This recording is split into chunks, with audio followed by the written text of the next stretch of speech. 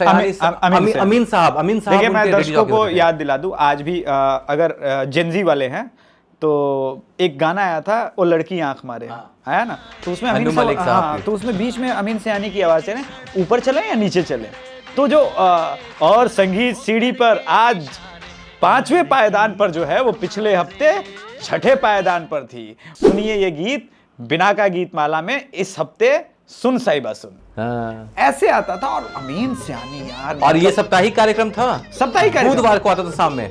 मतलब एक बात बताएं, रेडियो जॉकी मैंने, अब तो आरजे का शॉर्ट फॉर्म हो गया, रेडियो जॉकी मैंने बहुत सुने, बहुत सारे लोग आएंगे जाएंगे। नमस्कार दोस्तों, 90s टॉक पे आज हम बात करने जा रहे हैं एक ऐसे उपकरण की जो हमारे समय हमारा मित्र कहा जाता था। अगर हम लोग एंटरटेनमेंट की बात करें, गाने की बात करें, तो वो उस उपकरण के बिना हम अधूरे थे। तो मैं अंशुल अपने मित्र अभिषेक के साथ 90s टॉक पे आप सभी दर्शकों का स्वागत करता हूं और बात करते हैं ट्रांजिस्टर की। अभिषेक, ट्रांजिस्टर याद है तुम्हें? अरे भाई, सामने रखा है दर्शकों के लिए। इसमें शॉर्ट वेव, मीडियम वेव और अब एफएम भी काफ़ी प्रचलित है। हमारे टाइम में एफएम उतना प्रचलित नहीं हुआ करता था। मतलब अभी तो थोड़ा हम नीचे बैठे हैं स्टूडियो में तो कैच नहीं कर पाएगा, लेकिन दर्शकों ये वर्किंग कंडीशन में आप देख सकते हैं, और जहाँ थोड़ा बहुत ये रहेगा। अब ज़्यादा शॉर्ट वेव तो प्रचलित है नहीं, अब तो समाप्त हो गया। बीबीसी लंदन से हम न्यूज़ सुना करते थे, वॉइस ऑफ अमेरिका सुना करते थे, और फिक्स टाइमिंग थी। दादाजी मुझे कहते थे कि ट्यून करो, लेकिन वॉट, दादाजी के जाने के बाद हम क्या करते थे। मुझे याद है कि मैं क्रिकेट कमेंट्री सुन रहा था, हाँ। और मेरे 3-4 पास में कुछ और लोग थे। हाँ। मेरी दादी जोर से चिल्लाई, अरे सब बैटरी खत्म कर देवे का। मतलब सारी बैटरी एक दिन में खत्म कर दोगे क्या? क्योंकि इसके पीछे हैवी बड़ी बड़ी 3 बैटरी। तुमने एक और चीज उसमें बोला था, दादी ने, और क्या बोला था उसमें? बोला कि अपने तो सुन ही रहे, साथ में 3-4 और लोगों को मिलकर सुना रहे, तो हम दादी को ऐसा लगा कि अपने तो बैटरी खत्म कर ही रहा है, 3-4 को और सुना के उसके लिए और बैटरी खत्म कर रहा है। भाई वो मुझे याद है, देखो क्या है कि इंडिया पाकिस्तान का मैच चल रहा था, 1998 वाला जो सीरीज आया था, पाकिस्तान जो आई थी, आई थिंक चेन्नई का मैच था, हाँ। और 3-4 विकेट गिर चुके हैं। तो वो कमेंट्री का जो अंश है, मैंने थोड़ा एआई से डिजाइन किया, दर्शकों को इस स्पीच पैच पे सुनाते, वो एक अलग था। From the far end now, it's a massive appeal for LBW. Yes, out, he's gone, we won. कि मतलब यहाँ हम लोग ऐसे करके कान में सुनते थे, और वो अलग ही एक रॉ हुआ करता था। जो अभी जो कमेंट्री होता है ना, उसमें विजुअलाइजेशन कुछ नहीं, क्योंकि हम तो टीवी पे देख रहे हैं। वो पूरा सचिन तेंदुलकर बल्लेबाजी कर रहे हैं, डीप मिड विकेट पर शक्लेन मुश्ताक खड़े हैं। मैच बहुत ही रोमांचक मोड़ पर है। भारत को जीत के लिए एक गेंद पर 2 रन चाहिए। गेंदबाज दौड़ना शुरू करता है और ये जोरदार अपील, आउट। भारत ने मैच जीत लिया। शोएब अख्तर अपने रनअप पर जाते हुए, वसीम अकरम फील्ड सेट कर रहे हैं, एक फाइन लेग को और बुला लिया गया है, एक शॉर्ट कवर पर खड़े हैं फील्डर, सईद अनवर के हाथ में ये गेंद, उन्होंने शोएब अख्तर को थमा दी, रनअप पर पहुंचे, और ये गेंद ऑफ स्टंप के बाहर। सचिन तेंदुलकर ने इसको ढीले हाथों से खेल दिया है, मिड विकेट से 1 रन के लिए निकल पड़े, दूसरे रन के लिए भाग रहे हैं। सौरव गांगुली ने मना किया, और विकेट कीपर के दस्तानों में सिर्फ 1 रन से संतोष करना पड़ेगा। तो जो स्पीड था, जो पैशन था उस क्रिकेट का, वो अनबिलीवेबल। मुझे याद है कि अब दर्शक शायद कम जानेंगे, आप लोगों ने कभी मजा जीवन का जिसको कहते हैं ना, हॉकी मैच की कमेंट्री सुनी है? मुझे याद है अटलांटा ओलंपिक 1996, क्योंकि दूरदर्शन पे आ नहीं रहा था, और बहुत पहले थोड़ा सा टाइमिंग का असर ये होता था, और इलेक्ट्रिसिटी गई। क्रूशियल मैच है, अगर उस मैच में अर्जेंटीना को मतलब ये भारत की टीम 1-0 से भी हराती, तो हम सेमीफाइनल खेल रहे होते। आखिरी मोमेंट है। अब वो कैसा चल रहा है, मुकेश गेंद लेकर के आगे बढ़े हुए हैं, पीछे प्रगट सिंह है, प्रगट सिंह ने गेंद को थमा दी आगे, धनराज पिल्ले बिल्कुल गेंद की तरफ बढ़ रहे हैं, और गेंद को ले जाके एक अर्जेंटीना के प्लेयर को टच किया, दूसरे अर्जेंटीना के प्लेयर को टच किया, बिल्कुल डी में अंदर आ चुके हैं, और अचानक से अर्जेंटीनी खिलाड़ी ने गेंद को छीन लिया, प्रगट सिंह अकेले भाग रहे हैं, और ये पेनल्टी कॉर्नर भारत ने खो दिया है। मतलब ऐसा लगता था भाई कि आप स्वयं उस ग्राउंड में मौजूद हैं। इस तरह की कमेंट्री की स्किल आई डोंट फाइंड आज आज आज वो मजा नहीं है वो। आता है, अभी भी आता है, अभी भी हम लोग जियो हॉटस्टार पर सुनते हैं तो भोजपुरी कमेंट्री कुछ इस तरह की टच करने की कोशिश करते हैं लोग, बट फेल। नहीं, मुझे लगता है कि मैंने उस भोजपुरी को भी सुना है, हरियाणवी को भी सुना है, तो ऐसा नहीं है कि हम लोगों ने कमेंट्री नहीं सुना है। आज के कमेंट्री को भी हम सुनने का, समझने का प्रयास कर रहे हैं अंशुल, लेकिन जो वो कमेंट्री इसलिए होती थी कि आप वहां पर स्टेडियम में मौजूद हैं, आंखें क्लोज कीजिए और विजुअलाइज कीजिए अपने आप को स्टेडियम के किस हिस्से में मौजूद हैं और उस हिसाब से आपकी कमेंट्री की जाती है। बहुत बड़ी बात थी अभिषेक, मतलब कैसे मैं बताऊं, फील मैं कर रहा हूं कि आप सिर्फ सही बोल रहे हो यार कि आंखें बंद करो और आप स्टेडियम में मौजूद हो, ऐसा फील होता था। हाँ, मतलब वो प्रॉपर बोलते थे, ये शॉट ऑफ द लेंथ गेंद, सचिन तेंदुलकर ने इसको पुल कर दिया है, मिड विकेट के ऊपर से जा रही है, 2 फील्डर के बीच से निकल गई गेंद सीधे मिड विकेट के बाहर। तो अब आप सीमा रेखा के बाहर ये लगा बीएसएनएल चौका और छक्का, अरे गजब। पहले अभी तक याद है। अभी तक अब ये लेटर ऑन बीएसएनएल जब अपने प्राइम पे आ गया था तो उसने स्पॉन्सरशिप शुरू कर दिया था ट्रांजिस्टर्स को भी। और जब मैं 1998 में देखता था तो उस वक्त भी बीच में क्रिकेट में बहुत ज़्यादा एड्स मिलते थे। आप सोचिए कि उस वक्त रेडियो का कितना बड़ा ये था कि जिंगल्स आते थे गानों के बीच में। ये सारे एड्स जो हम लोग दूरदर्शन या आजकल भी थिएटर में कुछ पुराने चलते हैं, वीको वगैरह, ये सब आते थे।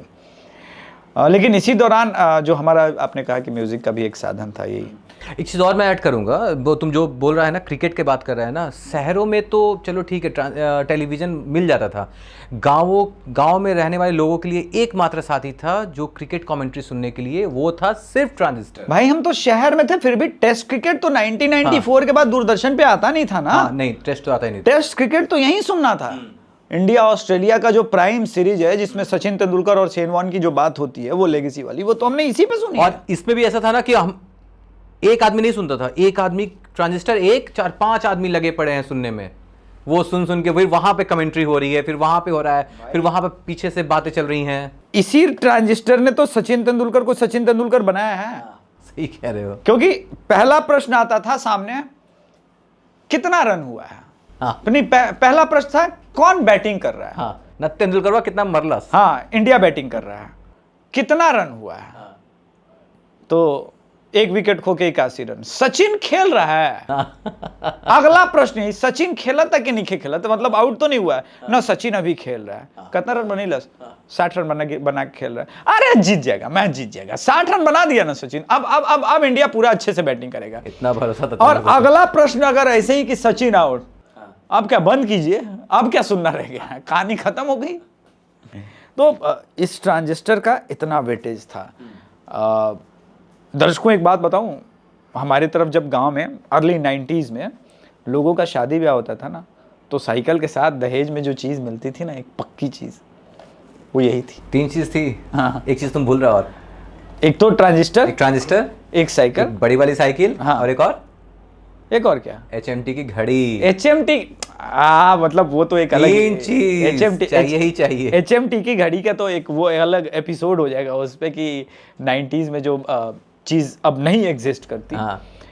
मुझे लगता है कि HMT की घड़ी भी अपने आप में कमाल थी ना, मतलब लेकिन वो मतलब ये तीनों चीज टॉपिक हो जाएगा, ये थोड़ा सा हम ट्रांजिस्टर पे ही बना। लेकिन ट्रांजिस्टर का अपना ये था कि जो नया विभाग, वो आराम से विविध भारती वगैरह अच्छा, तू मुझे किस्सा बना कि गाना तो तू भी खूब सुनता था। मुझे याद है कि रात में एक 9 बजे से गज़ल का प्रोग्राम विविध भारती पे आता था, और सुबह सुबह तू अंकल के जाने के बाद विविध भारती सुनता था।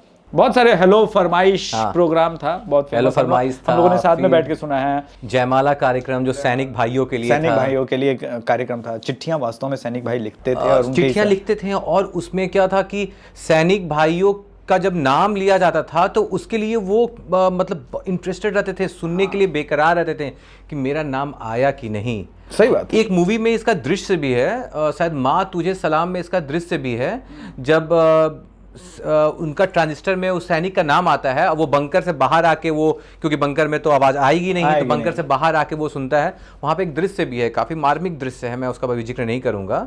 तो वो वैसे लोगों की क्यूरियोसिटी थी, वैसे सैनिक भाइयों की। मैं इंटरेस्टेड इस बात में हूँ कि अंशुल अंकल के जाने के बाद ट्रांजिस्टर सुनते थे खूब। कभी पकड़े वकड़े गए थे लाइफ में?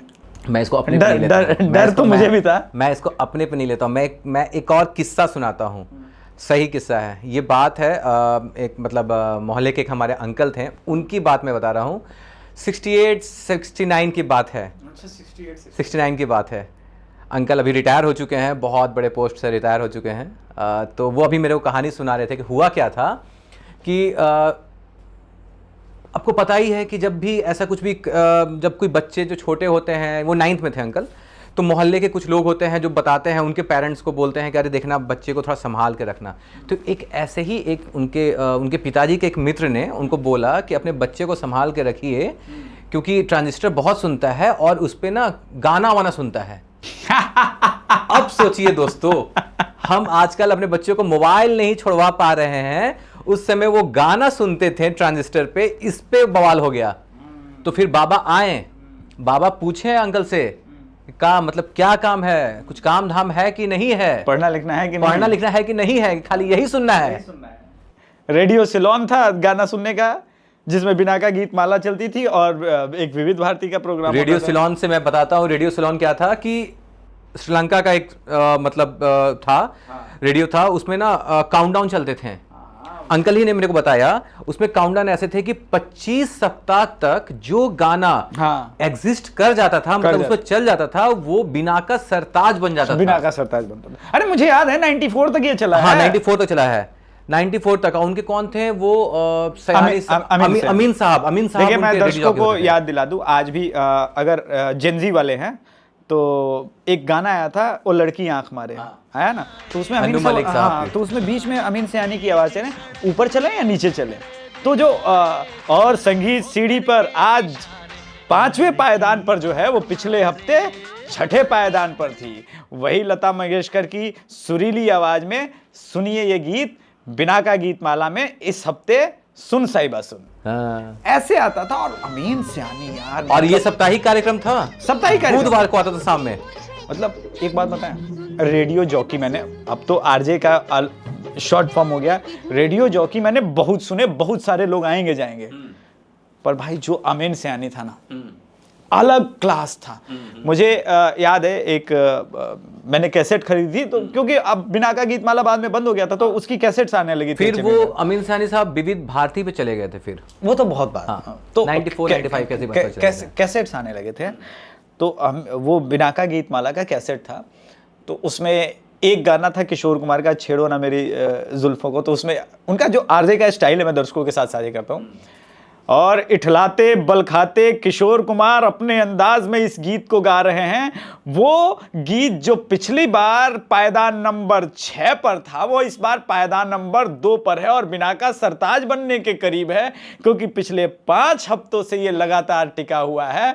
और फिर उसके बाद किशोर कुमार का गाना बजता है, छेड़ो ना मेरी जुल्फों को। आप किसी गाने को कैसे प्रेजेंट करते हैं, किसी सिंगर को, किसी पूरे उसको, मैं मतलब अमीन सयानी के आसपास भी किसी को आरजे को नहीं देखता हूं। अरे वो तो छोड़ो, मतलब हम लोग ये शो कर रहे हैं, मतलब अमीन सयानी साहब की ना अगर 10% भी अगर मैंने अगर अडॉप्ट कर ली, तो मैं सही बोल रहा हूँ, मैं इस शो को ना मैं कहाँ से कहाँ पहुँचा दूंगा, बस 10%। मैं तो प्रयास भी नहीं करूंगा उनको छूने का, क्योंकि उनका अपना एक स्टाइल, अपना एकदम स्टाइल है। लेकिन रेडियो ने यही सब कुछ दिया है। अच्छा, मैं उस अंकल की मैं कहानी थोड़ा सा और आगे बताता हूँ। फिर वो क्या करते, जो तुमने मुझसे पूछा कि कभी पकड़े तो नहीं गए थे, फिर उन्होंने क्या किया, अब तो बाबा तो जाएंगे, ऑफिस जाएंगे। जब वो ऑफिस जाते थे तो ये अंकल क्या करते थे ना, अंकल आराम से वो रेडियो पे गाना वाना सुनते थे। जैसे ही उनके आने का समय हो जाता था, ये कुछ नहीं करेंगे, इसको ट्विन करके ना वो लगा देंगे, रेडियो को लगा देंगे न्यूज़ पे। बाबा आएंगे, चालू करेंगे, अच्छा लड़का तो न्यूज़ सुन रहा है ना, ठीक है, सब मामला सेट। इतने स्मार्ट थे हमारे अंकल लोग। हर जनरेशन अपने आप, अगर आप पुरानी फिल्में देखे हो ना, तो मुझे शशि कपूर की एक फिल्म याद आती है। उस फिल्म में एक संवाद है, अपने पिता को बोलते हैं, आप लोग पिछले जमाने के लोग सोच वाले हैं, ये नई जनरेशन है और इस नई जनरेशन में एक जनरेशन गैप है। तो मुझे लगता है कि हर एज में जो क्योंकि वो गैप तो रहता ही है, एक दशक का पूरा अंतर रहता है। अब संभवतः आज आप देखो, क्रिकेट मैच आप भी देखते हो, मैं भी देखता हूँ, और अभी जो हमारे पीछे कैमरामैन है वो भी देखते हैं। सब अकेले अकेले देखते हैं। हाँ सही बात कर रहे हो। बॉस क्रिकेट मैच सुनने का मजा इस पे जो था ना, एक साथ 10 लोग सुनते थे। अच्छा, बीच बीच में मीडियम वेव पे क्या होता था, जैसे पटना जंक्शन से सुन रहे हैं या गोरखपुर जंक्शन से सुन रहे हैं, तो समाचार, प्रादेशिक समाचार आते थे। तब हम शॉर्ट वेव पे शिफ्ट करते थे। हाँ शॉर्ट वेव के किसी ना किसी प्लेटफॉर्म पे जब न्यूज क्रिकेट कमेंट्री चलती थी, तो शॉर्ट वेव का दर्शकों में बताऊं कि वो साइन काफी मतलब कभी लाउड वॉइस होता था, कभी लो वॉइस होता था। कभी कभी इंटरेस्टिंग पोजीशन पे अचानक वॉइस लो होता था, तो हम लोग काट करके पीछे से कहे सामने, अरे वॉल्यूम बढ़ाओ भाई, समझ में नहीं आ रहा है क्या कमेंट्री हो रही है। तो इतना इंटरेस्ट, इतनी क्यूरियसिटी एक मैच को जो बना दे। मुझे याद है कि 1993 का मैं हीरो कप का सेमीफाइनल सुन रहा था इसी, क्योंकि लाइट आई और इंडियन, मेरे को अच्छे से याद है, इंडियन इनिंग जो है पूरी लाइट पर हमने देखी जब, और इंडिया 196 पर ऑल आउट हो गई। सेमीफाइनल हीरो कप इंडिया में हो रहा है, ईडन गार्डन में।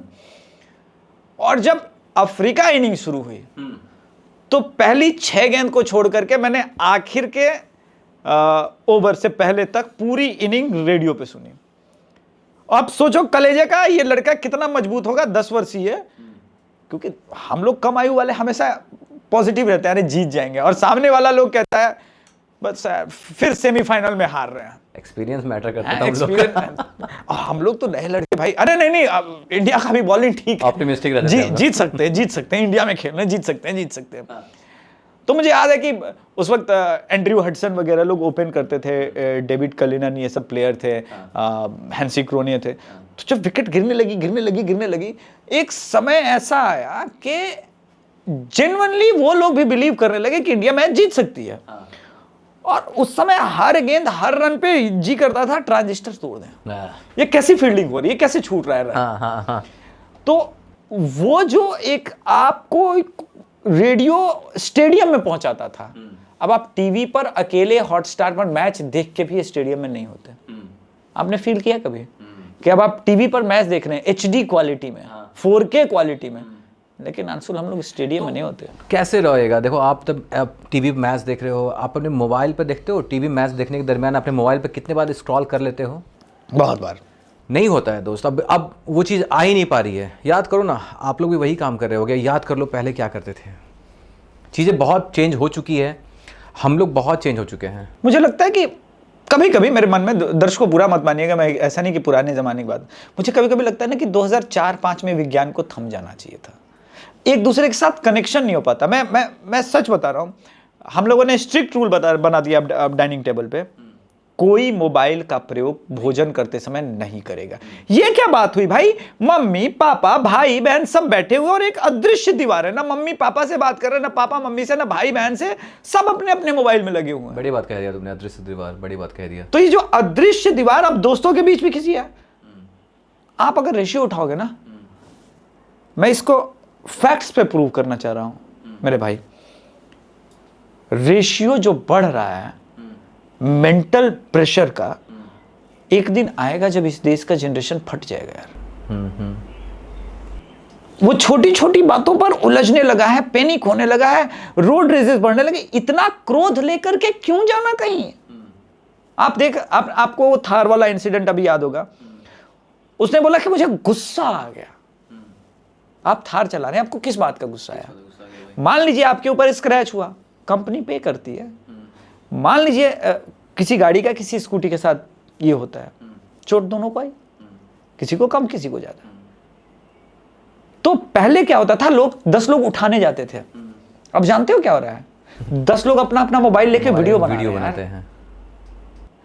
और ये सब मैं कह रहा हूं वो सभ्यता जिसे भारतीय सभ्यता कहते हैं, कि हम लोग सबसे अधिक भावुक सभ्यता में आते हैं। तो ये अगर पतन है तो इस पतन को कहीं रोकने की आवश्यकता है, और इसलिए संभवतः मैं 90 स्टॉक्स का ये कॉन्सेप्ट भी लेके आया हूं भाई। ये शो हम लोगों ने इसीलिए स्टार्ट किया कि थोड़ा सा थम जाइए, थोड़ा सा रिलैक्स होइए, समय दीजिए ना अपने परिवार को, अपने दोस्तों को, जाइए ना पुरानी यादों में। कभी कभी पुरानी यादों में जाना बुरी बात नहीं होती है। मैं कल उपन्यास पुराने पुराने निकाल करके लेके आऊँ। दर्शकों, आज जल्दी एपिसोड में हम कॉमिक्स वगैरह भी लेकर के आएंगे। पक्की बात। अच्छा, एक और मैं थोड़ा सा मैं मार्मिक बात बताता हूँ। आप लोगों को याद होगा जब गर्मियों की छुट्टी में आप लोग गांव जाते थे, नानी घर या दादी घर जाते थे। मैं अपना बताता हूँ, मेरा इंसिडेंट क्या था कि मैं नानी घर जाता था गर्मियों की छुट्टी में। बिहार में ही मेरा नानी घर है। तो मैं, अब तो गाँव है, लाइट तो रहेगी नहीं, बिल्कुल नहीं। तो मैं नाना जी के साथ जब गर्मी की छुट्टी में जब खाना वाना खा के, रोटी और आम, जो इधर का मालदा आम होता था, मालदार आम, रोटी सब्जी खा के हम लोग जब लेटते थे, तो नाना जी खटिया पे जब उनके साथ बगल में लेटूंगा तो नाना जी ना रेडियो चालू करते थे। इतने प्यारे प्यारे संगीत, और छत पे खुले आसमान में तारे। मतलब नींद कब आ जाती थी भाई, कब आ जाती थी नींद। गुलजार ने पता ही सही नहीं लिखा चलता ना, गर्मियों की रात में छत पे पड़े हुए हैं, तारों को देख, क्रिएटिविटी थी उस समय। देखिए, क्रिएटिविटी सिचुएशन क्रिएट करती है। अब वो सिचुएशन ही नहीं है। अब आप माँ बाप के साथ, मैं अभी भी बहुत सारी टाइमिंग जो मेरे दादाजी ने रात को देखने को दिखाई थी, मैं सप्तऋषि को देख करके, जिसे अंग्रेजी में 7 स्टार जेन ज़ी समझे, उसे देख करके और ध्रुव तारे को देख करके उसके बीच का डिस्टेंस निकालूंगा। मैं ऑलमोस्ट बहुत सारा पिक्यूलियर डेटा निकाल लूंगा कि इतना टाइम हो रहा है। हाँ। तो तारों की भाषा भारत ने, मतलब सोचो ना कितने पहले की कितना बात मैं हम कर मिस रहा कर रहे हैं चीजों हाँ, को यार। मतलब मैं अभी 40 का हो गया, वो बातें होंगी 6-7 साल 8 साल की बातें होंगी, 32 साल पहले 33 साल पहले की बातें मैं अभी तक रिकॉल कर मुझे रहा हूं, लगता है मिस कि कर रहा हूं मैं। जो ये जनरेशन चेंज हुआ ना पूरा, स्पेशली 2005 के बाद बहुत इंडिया तेजी से बदला इतना। अब आप देखो, 2005 तक रेडियो भी था, वॉकमैन, टीवी, ऑडियो कैसेट वगैरह, और म्यूजिक भी ठीक ठाक बनते थे। अब हर चीज जो है ना, टेक्नोलॉजी टेक्नोलॉजी टेक्नोलॉजी। अब एक कंप्यूटर ही तबला भी बजा रहा है, गिटार भी बजा रहा है, समझ में नहीं आ रहा है क्या इंस्ट्रूमेंट बज रहा है। सही कह रहे हो। हम लोग तो वो जनरेशन है जिसने मिले सुर मेरा तुम्हारा रेडियो पर सुन रखा है, तो सुर बने हमारा। बहुत सही, बहुत बड़ी सही बात है। तो आज का शो यहीं समाप्त करते हैं। आज का शो यही समाप्त करते हैं। दोस्तों, आज का शो मार्मिक था, कुछ यादें थीं। मुझे कमेंट में ज़रूर बताइएगा कि रेडियो से जुड़ी आपकी कौन कौन सी यादें थीं। हाँ यार, आप लोग आपने रेडियो बचपन में किनके साथ, अपने दादा दादी नाना नानी किनके साथ सुना, कौन कौन से अकेले भी सुनते होंगे कई बार, पुराने कौन कौन से गीत। आज के समय जैसा नहीं कि जो गीत सुनना है उसको बस सर्च कर लिया। ये वो दौर था जब गीत आते थे, उस गीत के अकॉर्डिंग आप अपना मूड सेट करते थे। सही बात है। थोड़ा वो गीतों का नाम कमेंट बॉक्स में डालिएगा कि जो जो आपको याद होगा, तभी तो पता चलेगा कि अगर आप सही में उन पुराने दौर पे जा रहे हैं कि नहीं जा रहे हैं। तो और फीडबैक ज़रूरी है, फीडबैक ज़रूरी है। आप लोग क्या सुनना चाहते हैं, आप कौन सी यादें, और आपकी अगर कोई यादें हैं तो प्लीज़ कमेंट कीजिए। हम उस यादों को पढ़ेंगे भी और आपकी यादों पर हम शो भी करेंगे। कमेंट, अगर आपको लगता है कि अगर वो कमेंट आप पब्लिकली कमेंट नहीं करना चाह रहे हैं, आप मतलब मैसेज कर दीजिए, आप किसी तरीके से हम तक वो बातें पहुंचाइए। और क्या मेल आईडी साझा कर देंगे अगले एपिसोड में, वैसे कर दीजिए। मैं जरूर, डेफिनेटली, मैं आप कहेंगे तो मैं आप हम लोग आपका नाम लेके उसको शो में शामिल करेंगे। बिल्कुल बिल्कुल।